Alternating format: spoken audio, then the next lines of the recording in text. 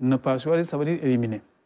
Le candidat Amadouba, hein, oui, pour être plus précis. Je dis, quand vous choisissez Amadouba, ça veut dire que vous n'avez pas choisi Sambassi, vous n'avez pas choisi Omar Nying. Vous avez choisi quelqu'un qui s'appelle Amadouba. Est-ce qu'il a le profil? Le Premier ministre est un homme expérimenté. Le Premier ministre a eu une vie institutionnelle assez longue. C'est quand même quelqu'un qui est au courant des grandes questions économiques de notre pays. C'est un homme, globalement, à l'analyse, qui est un homme, disons, calme, relativement équilibré.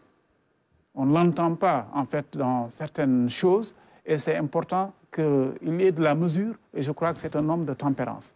Quand vous avez de l'expérience, quand vous êtes tempérant, quand au niveau, disons, intellectuel, vous avez des qualifications et des aptitudes, quand vous avez de l'expérience, je crois qu'il est bon qu'on puisse, évidemment, dans un cas comme celui-là, vous choisir parmi le groupe.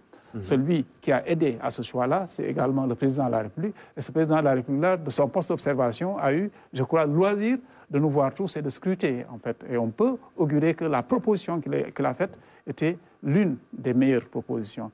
Le choix, il est là, mais le tout ne se résout pas au choix d'un homme. Il faudra, au-delà de l'homme, une équipe pour encore conduire les destinées de notre pays.